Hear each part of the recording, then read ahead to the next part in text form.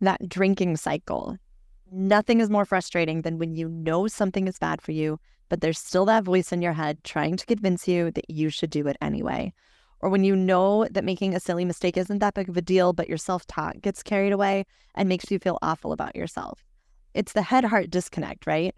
Which is, of course, also called cognitive dissonance. And the first step in getting past the cognitive dissonance is to identify the incorrect beliefs, because only then can you start to change them. We've got two wonderfully inspiring people with us today to talk about what stories they've believed and what they had to do to change those beliefs. Stay tuned for an eye-opening conversation.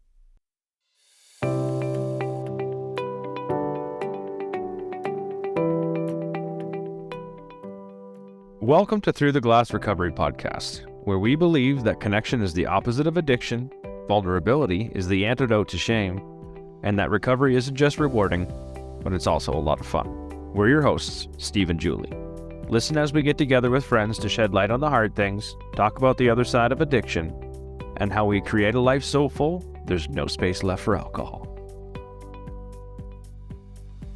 If you love what we're doing here and are looking for an easy, free way to support our efforts, please consider leaving a rating and review on either Apple Podcasts or Spotify. When you do that, it tells the platforms that we're doing something really cool, and they suggest it to others that might be interested. So by leaving a review, you're not only helping us out, you're helping others too.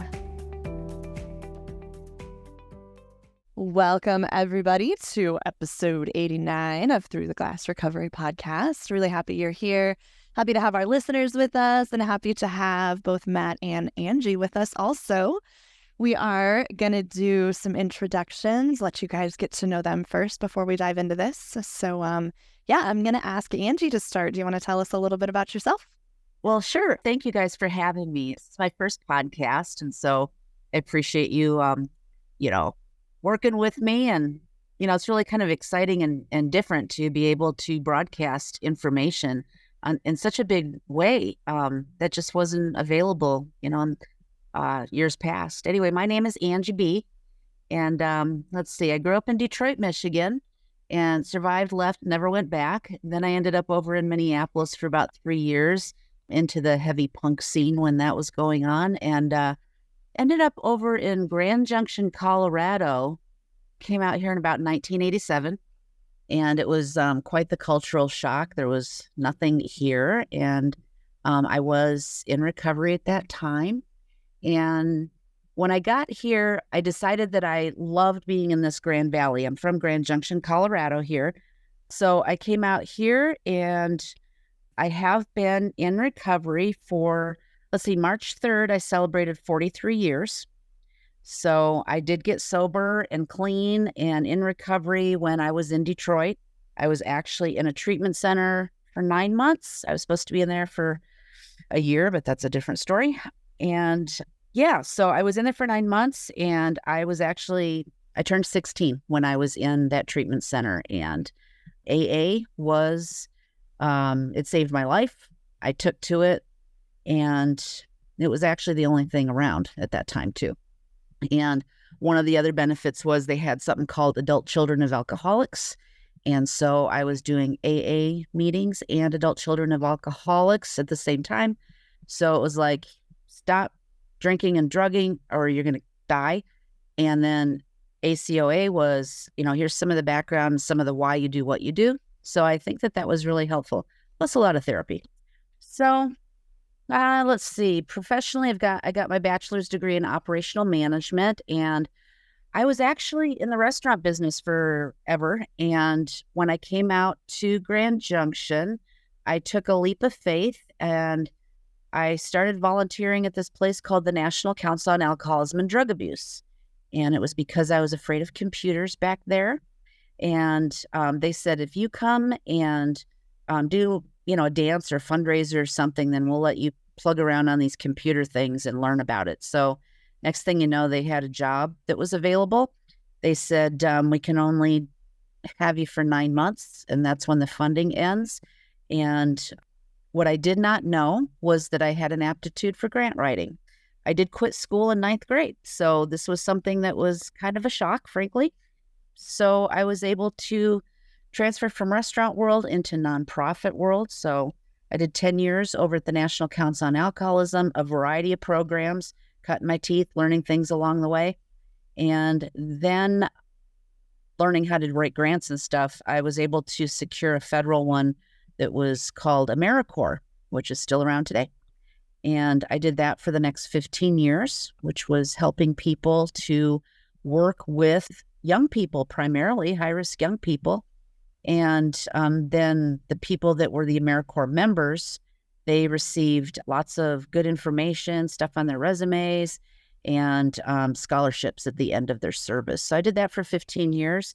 Then I decided to take a sabbatical for about 2 years, became a pig farmer, and, just goofed around, played for a little bit. And then slowly somebody asked me to, help with this program kind of thing. And that was the first time that I'd ever heard of anything like recovery community organizations. And I said, okay, I'll be on your board of directors.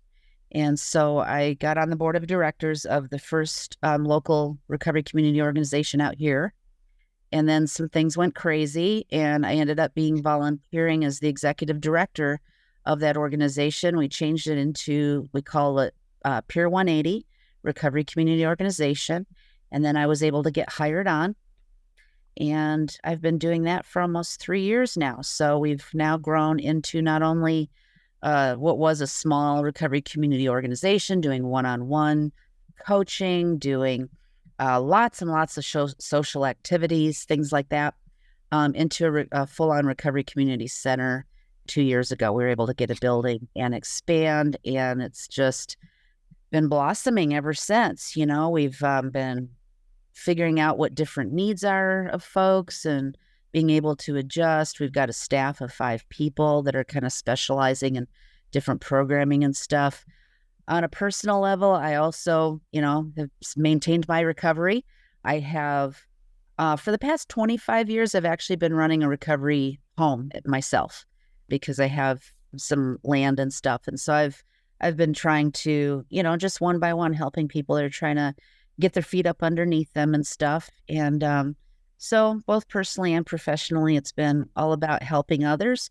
That's my personal program. One of the things that I learned early on was service to others helps me immensely. And then in my darkest times and things like that, helping someone else gets me out of my own crap. And I learned it. Luckily, I learned it early. And so it's been a true savior of mine as far as a way of thinking, and helping others has helped me. So, oh gosh. Yeah. Wow. That's the Coles notes of 43 years, Angie. 43 years sober. Yeah, there's a lot there. I love it. No, Angie is basically my neighbor. I mean, as far as, worldwide recovery community goes, she's just around the corner, about an hour away. So we've had the pleasure of hanging out in person several times, and so happy to finally have you on the podcast. I'm really glad you're here. Cool. And yeah, Matt, how are you? Do you want to tell us a little bit about yourself? Yeah, absolutely. And that was a great introduction, Angie, like just really inspirational. I'm sitting here. I can't wait to listen to this podcast and hear all that again. Yeah. But actually, I was just in Detroit for my mom's 70th birthday. She's from Detroit, lives in Richmond, Virginia now, but we had a fun weekend going to the Red Wings game and the Tigers game. The weather broke. We had a fantastic Saturday at the Tigers game. It was great. We go back there about once a year. My mom still has a lot of friends and family there. It's a really nice city. It's good to see the city continue to enhance, and it looks nicer every time we go. Agreed. Really cool. But yeah, thanks for having me on. I'm Matt, half of the Mocktails Made Us duo with my wonderful girlfriend, Brittany, who is jealous that I'm getting able to do this first, but I know she'll be on a future episode, so she gets to listen to me first. Is always fun. But you can find us on Instagram at the Mocktails Made Us. We're an alcohol-free couple in Las Vegas. And I like to say that if we can avoid alcohol in Las Vegas, you can avoid alcohol everywhere. And we're really focused on making that alcohol-free lifestyle like accessible and like breaking down any barriers that people have. Giving up alcohol can seem like a hard thing to do, but once you get past that point, there's really no looking back. So personally, I had my last drink New Year's of 2022, just after being in that repetitive cycle of drinking, and then sometimes it was as short as a couple of days, being like, "Hey, it's Thursday or Friday, I deserve that drink," or whatever it is. So I started with Dry January in 2023, and I didn't know what that was going to be like. I didn't know if February 1st was going to hit, and I would say, "Hey, let's go to a casino or something and grab a drink." But what actually happened is we had a magnet on our refrigerator, and we still have it. And every day I would mark like what day it was. And day 17 is the last day that I updated that magnet. Still says 17. It's a little less visible now, but that was like the no looking back point. And I got through the Dry January and said, "Hey, I'm like starting to see some of the benefits. Let's go see what 60 days, 90 days, 100 days have." And 450, 500 days, a year and a half, whatever it is later, it's just phenomenal. I just haven't looked back. A big part of that, especially in like the first 30 days, was just reframing what that relationship with alcohol was like. And I'm super excited to be on today because I think that that is like a really big aspect of people finding, you're aware that you're in that cycle, but finding that point where you can just like get out of the atmosphere. It takes some effort to do that. But once you do, like, there's really no looking back. Once you get that mindset of, hey, alcohol was a part of my life, that's now in the past. And it's just like unlimited potential, really, once you get past that point. And super excited to talk about that today. Yeah, absolutely. Everything that you are focusing on is so aligned with our topic today. I love it. Really excited to hear your perspective. So yeah, throughout our lives and especially our childhoods, we all come to carry a certain set of beliefs. Beliefs about ourselves, beliefs about the world around us, and even beliefs about alcohol. One important piece of maintaining long-term sobriety is uncovering those beliefs and then learning how to reframe them. We call this changing the narrative, changing the stories we've believed for so long so that instead of holding us back, they can empower us and carry us forward. So, what narratives have you had to change? And that can be narratives about alcohol, that can be narratives about yourself, whatever that looks like. But I think rewriting those stories is a necessary part of this journey. So I would love to hear what you guys have to say about that.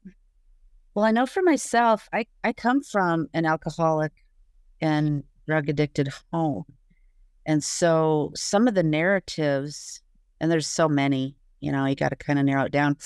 Some of that had to do with, I just really didn't know anything different. So you are created out of the atmosphere that you grow up in, and being in an alcoholic home, I did not know anyone that did not drink or drug, including my extended family. And so you don't function without alcohol in you. You just don't. And then the drugs came along too. I think that was hidden for a while when I was very, very young. But, I started drinking when I was 7. So it was very much a part of everything, including the parties, which started off fun. And then there's that tipping point where the family starts arguing and then there's violence involved. And so, growing up in such a dysfunctional home, you place so much emphasis on how other people are acting. And when the alcohol goes in them or the drugs go in them, it flips that narrative of who these people are that you are supposed to know, that are supposed to love you, that are supposed to be, I believe, predictable, which was, not the case at all. And one of the things that I've kind of defined was, as a very young person in an alcoholic home, is that I learned that I could not trust my own instincts, eyes, ears, thoughts.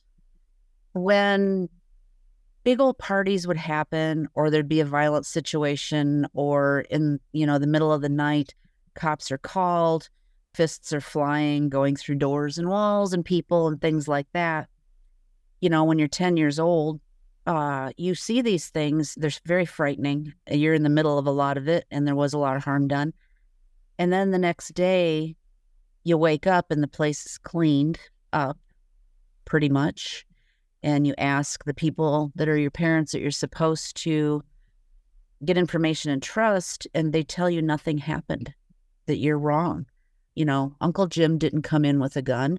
I don't know what you're talking about. Straight up gaslighting. I was just gonna say exactly that. It's like, talk about a mind meld when you're 10. Yeah. And then, of course, you don't necessarily challenge the person that's telling you that. You challenge your own thoughts. Yeah. Mm-hmm. You go, oh, well, maybe I was mistaken. Maybe I was not seeing or hearing the things that I know that I heard, but the people that you're supposed to rely on are telling you that that's not the case. And of course, they have their own problems and they're trying to do the best they can with what they have. My mom happens to be in recovery 2 years longer than I am. So there's a whole, we had a family disease, but we have family recovery too. So we've been able to talk through a lot of that insanity and stuff. That's pretty amazing. Very Talk about changing that narrative. Yes, absolutely. So, but what that does is you start,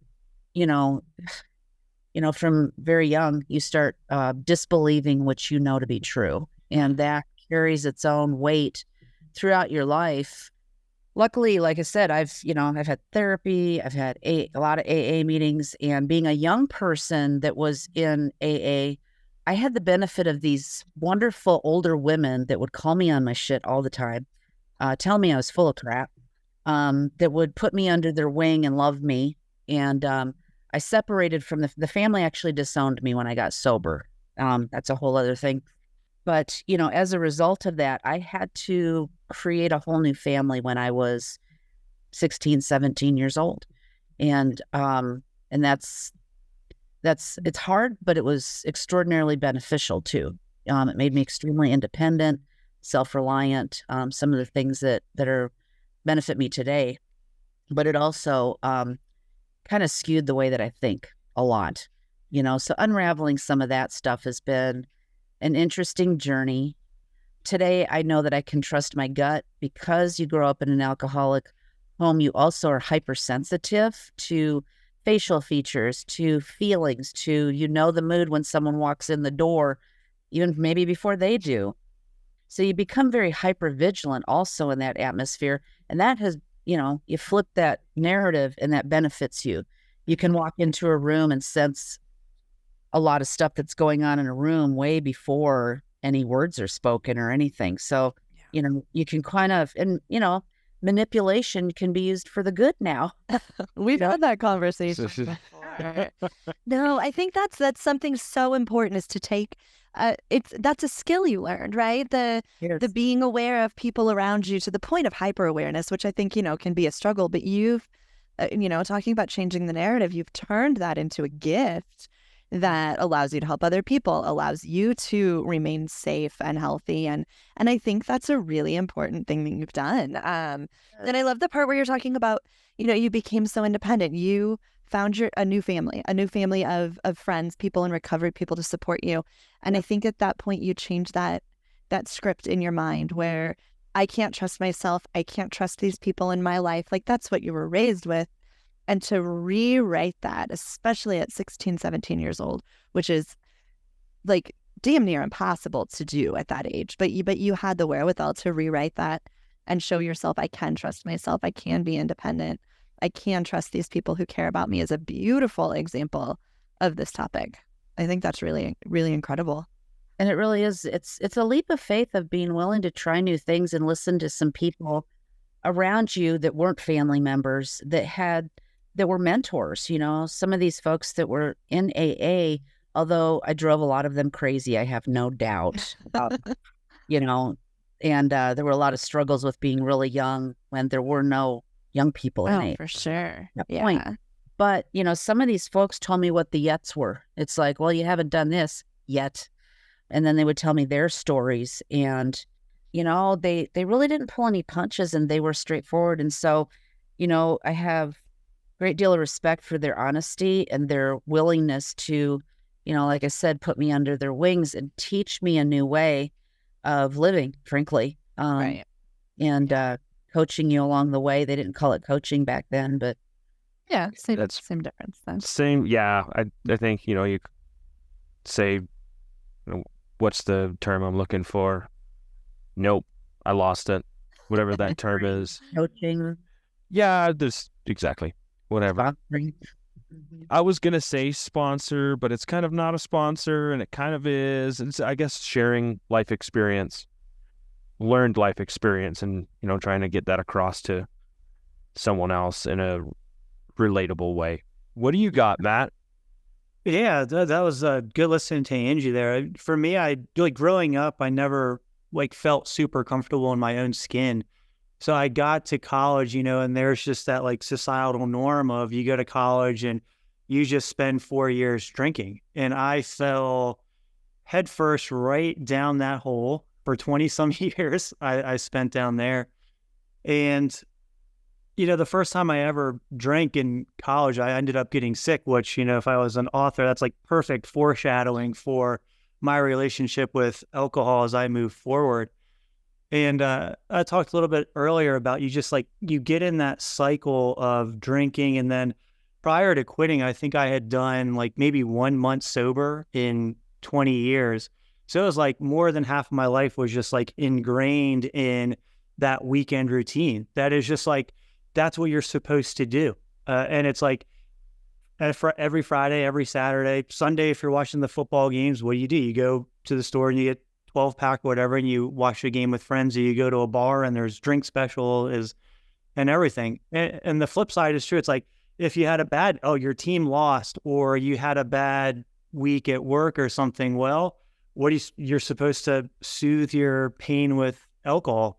And like getting stuck in that cycle just over and over, to get out of it is really like, that reframing of alcohol is like holding me back. It's not making me more fun at parties. No, it's making me loud and a fool. Right? It doesn't help me relax. If I've had a bad day and I get drunk, no, that's just going to feed a hangover the next day or the next few days, and that anxiety that's coupled with it. And then I'm just in that same cycle 3 or 4 days down the road.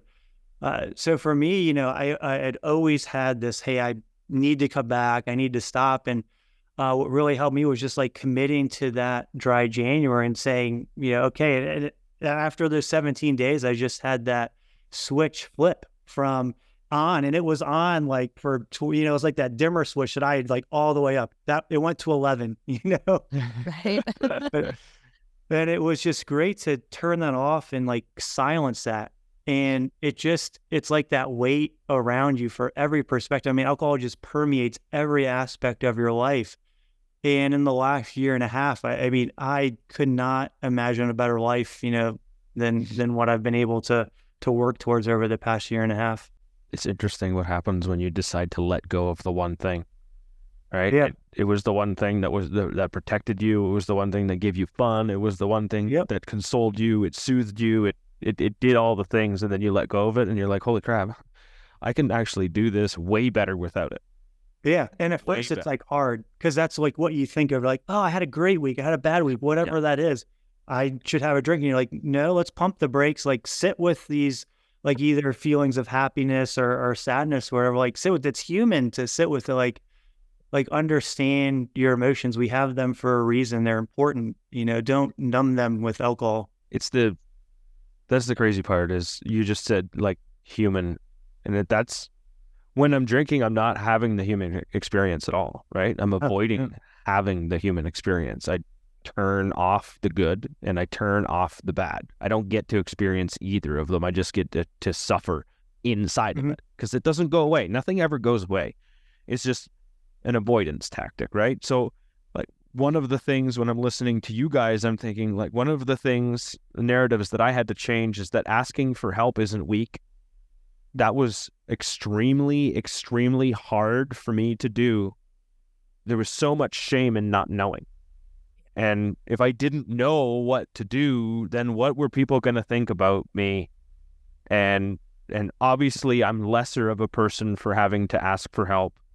And when I'm already feeling like crap about myself because I'm sitting in the shame already, to ask for help seemed and felt like a really hard mountain to climb.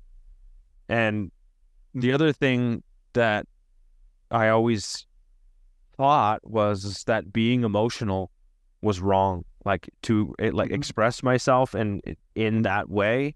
Like I always was a person that kind of wore my emotions on my sleeve, and I always fought against this narrative that was something I wasn't supposed to be doing. It wasn't manly enough. It wasn't. I wasn't actually supposed to express that.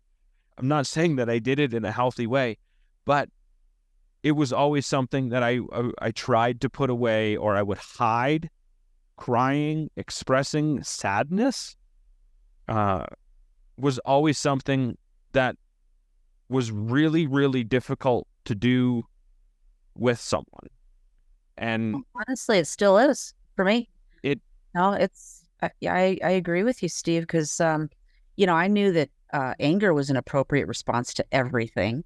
Back when I was using, and the other feelings, they were too vulnerable to show in that atmosphere. So, and today, in my head, I know that anger is a secondary feeling. It's hiding other things and stuff. But, early on, trying to not only be in the dysfunctional home, you had to hide what was real, or you could be hurt. It would be used against you. Or then in sobriety, it was like trying so hard to fit in as a young person, even in that atmosphere, not really expressing true feelings in a lot of senses, trying to become independent. What does that look like? It means that I'm strong. Yeah, I'm strong and I can handle anything. And then, of course, I went to the other end of the pendulum, which was you can't be an island on yourself. And that's what I sometimes struggle with today is, that independence got out of control too, because I'm an addict, and therefore everything everything gets out of control. Yeah. So, even today, those other feelings, I have to sometimes pause and still try to figure out what they are before I just act, and so I think some of the growth for me is the pause part. Today, I've been able to learn that I don't have to react immediately. Matter of fact, if I want to take a day and be angry tomorrow, I have that as an option. So I could take the whole day if I liked and figure out what's going on in my real feelings underneath all those layers. And I think that's a tool that's been really helpful. It's like I don't have to do things immediate. I can pause and kind of assess what's truly going on, because I still have to kind of filter through some of those things. The old bad mother tapes of when you were 10, 13, whatever, they're still strong. I just recognize them faster today, and I can act a little more appropriately, but it doesn't mean that they've gone away. Right? One of the narratives it's the story that I tell myself is that I'm a bad father. And that's it's messaging from years past that that I've created a story around to justify how I feel. And one of the other narratives that was really interesting to work through is resolving conflict.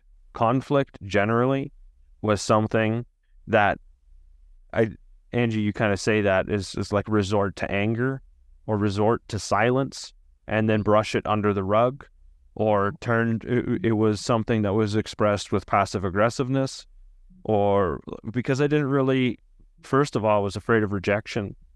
I was afraid of being hurt for saying something vulnerable. Before recovery, vulnerability wasn't much of an option. It didn't feel like one. So I guess a narrative, if you want to talk about that, a limiting belief, is that I could tell the truth. And that was something that was as hard as it was liberating. Yeah, the self-awareness that comes with eliminating alcohol is just empowering. Mind-blowing. Because first you have to learn to be able to trust yourself. Not drinking and making that commitment to yourself, it builds a lot of confidence elsewhere too. Because you're like, I can do this.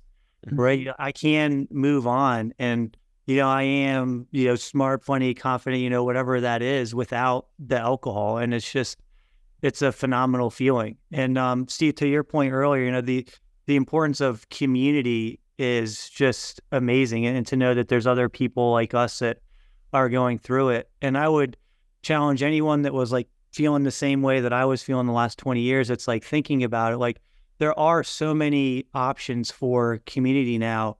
You don't even have to look far to find them. You could probably do a quick Google search and find us. The folks on this call are somewhere else. And I would challenge, hey, just take 30 days, because at the end of those 30 days, you're going to be part of that community, and you're going to be lifted up by those around you. You're probably going to be turning around like the same. That's like the coolest part is we're all like climbing this ladder of sobriety. And our first reaction is to like look behind us, like hold the ladder and say, get the hell up here with me. Like, I don't know what took me so long to climb this ladder, but everyone come up here. Like, it's just a phenomenal community, and like, just dive in. That's so community is what made me realize that recovery is actually a positive thing. I know something that I hear a lot of people talk about, and this is one of those narratives, those beliefs, is that having to quit drinking and choose sobriety is like a punishment, right?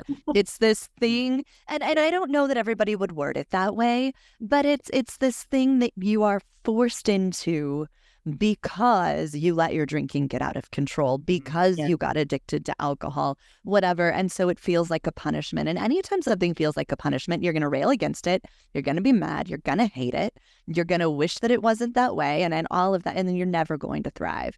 And, I mean, that goes back to if you're being punished for something, basically that means you did something wrong, right? So I had to go back and rewrite. Like, I didn't get addicted to alcohol because I'm a bad person, because I'm a failure. That's what I told myself for the longest time. I got addicted to alcohol because alcohol is an addictive substance, and my body responded accordingly, right? I mean, that's all it was. And to be able to free myself of the guilt that I did something wrong, that I was a failure, was really powerful. But then it helped me shift that mindset of sobriety being a punishment to sobriety really kind of being a gift.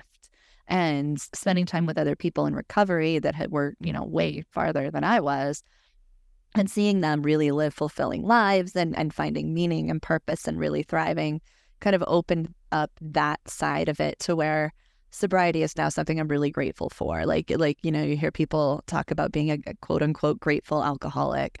And it sounds so weird. I remember the first time I heard that. I'm not an AA person, so I know people in AA say that all the time. First time I heard somebody say that, I was like, that is not something you should say. But I get it, because of all of that stuff back there, now I'm living this life that feels so full. And that's where, you shift that. Sobriety is not a punishment. Sobriety is really a gift. And that was a big, important narrative shift in my recovery. Well, it's like admitting those mistakes, right? That's once you start admitting, okay, I made this mistake. Okay, now I get to do something about it, and then I get to be grateful for the mistake, right? Like things happen, and then I get to choose how I'm going to react to it now, which is something, or respond to it, because it was always something I reacted to. I always thought that anytime anyone ever requested something for me, I had to give them an answer yesterday. And I had to jump either before or immediately after that request came, like I was supposed to know. And it made living life really, really difficult, because you're always trying to, I was either waiting for the next shoe to drop, or I was working my butt off to try and stop the shoe from dropping without even knowing that it was going to. So it's like constantly living life in this weird purgatory fear. One of the things I think is a real blessing and benefit is the more 24 hours you put together. I almost hesitate to say this, but it's almost like it's no longer an emphasis in my life, period. Yeah. Because, you spend the time doing the work in the early years, which is the hard part. And because I'm in the business of recovery also, of course, it's always on my mind and helping others and stuff. But, you you actually don't think about alcohol at all or recovery at all, because it's simply who you are. And the things that you learn, you've developed the muscles along the way to handle life, to handle challenges in a different way, things that people that didn't have alcohol drug problems probably learned early on. It just took me longer, Right. a little longer trying to do it, but it does work, and it becomes so much easier as time goes by, because it's not everything. It doesn't have your entire attention. Every aspect of my life when I was new, and my identity and everything shifted to, and back then I referred to myself as an alcoholic, which that is my personal program today still, abstinence and Alcoholics Anonymous. But there was an incredible freedom to this new wave that people were recognizing recovery as its own thing. And then it wasn't as labeled, which is another change in narrative in my recovery itself, because it was dyed in the wool AA. This is the only way to do it, do it or die, all those things. And it's been kind of wonderful for me personally. It's been hard for some others, that this change that I've made within recovery, which is embracing everything, embracing everybody where they're at, no matter what, getting rid of the stigma that is attached to 12-step programs too. And, certainly that's had it's had a little bit of a backlash for me personally too, but it's been wonderful because it for me, it's been a freedom and a change in my recovery narrative and how I look at things and how I'm able to interact differently, which I kind of did anyway, but it almost felt like it was in secret. I was sponsoring an AA, a heroin addict lady, and I had to say, why don't you change your words to alcohol, even though you're a heroin addict, because we really want you to do better. But it felt like I had to be secretive about that too, within the 12-step realm. And so this whole concept of recovery, whatever walk of life you choose, I don't get to define that for anybody. I define it for myself, but, people are able to, be on medically assisted treatment, and there's no stigma. It's like, do what works for you, man, and how can you be supported to go where you want to go? I mean, that in itself, just within the recovery realm, has been a huge change. That has to be cool to have lived through that, to be able to see that shift. You've got, because you've done this for so long, we're lucky enough, Matt and Steve and I, that we've come into recovery where it is something you can talk about. You do have options. So if AA doesn't feel like the right fit, you're not being yelled at and told this is the only way you can do it or you're going to die. We have so much freedom. And it's really neat that you've been able to watch that shift, because sometimes I'm still like, we have so far to go when it comes to that stigma. We just do. But you've seen how far we've come. And that is really cool, because that gives us hope that we'll keep moving in this really positive direction. And I think that's a really cool perspective that we don't get.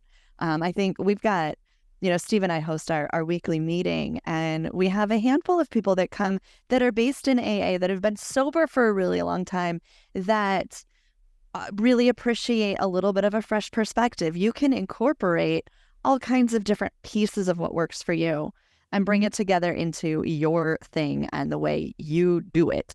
And I think that's something that's really important. I feel like that previous belief, that probably that you experienced, Angie, you're talking about the secrecy and all of that, probably held people back from getting sober.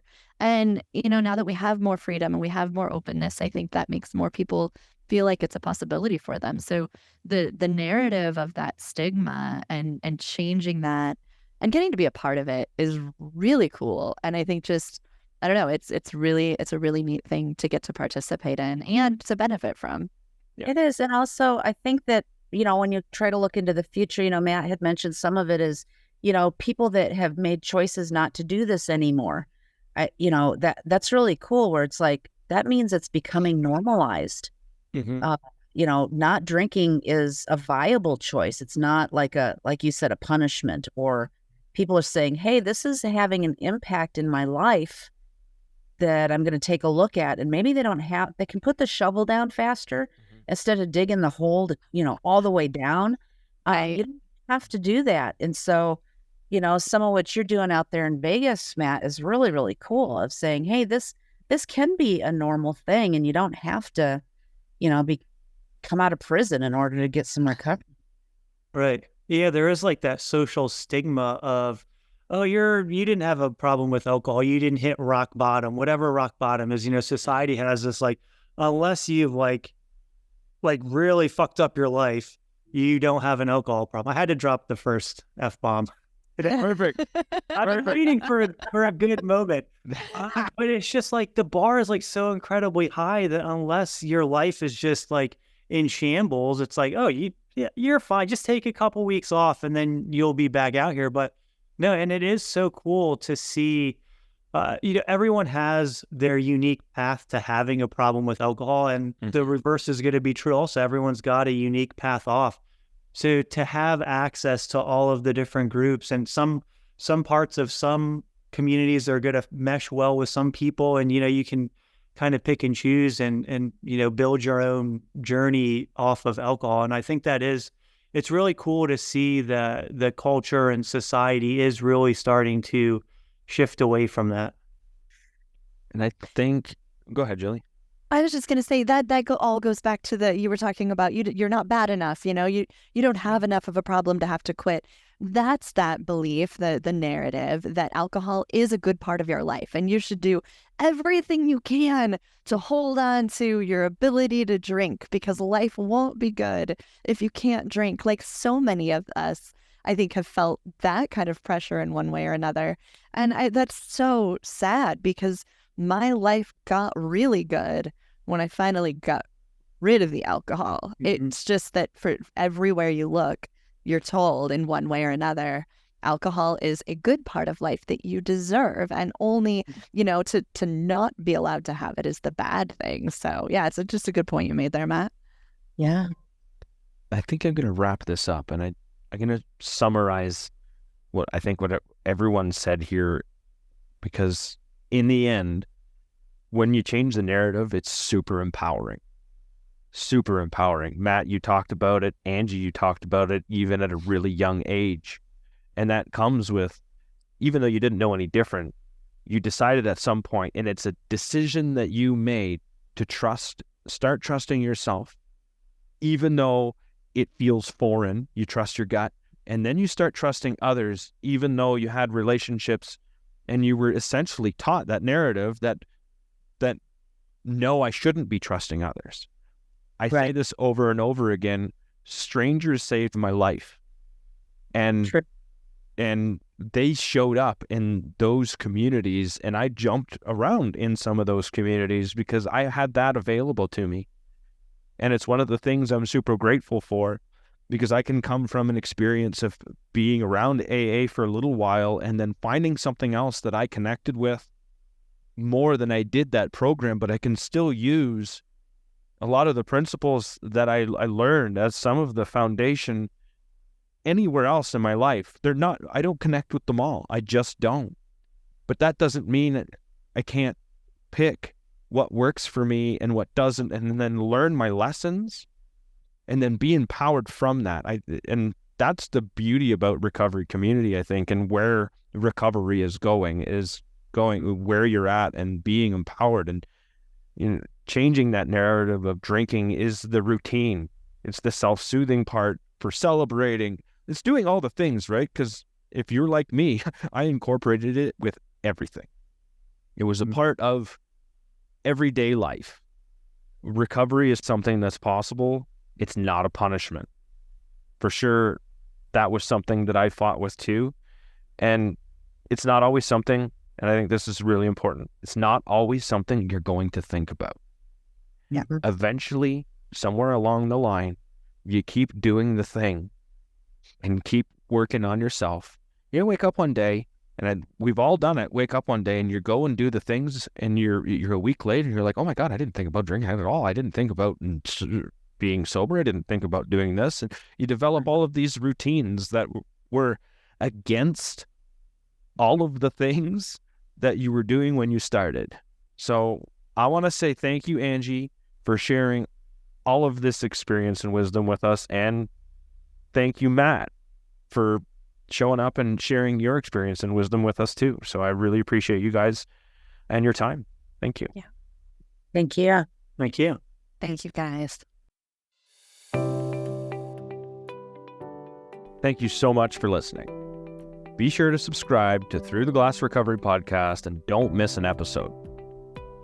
See you next week when we talk about how to develop emotional intelligence to make recovery a bit easier and a lot more enjoyable. We'll see you then.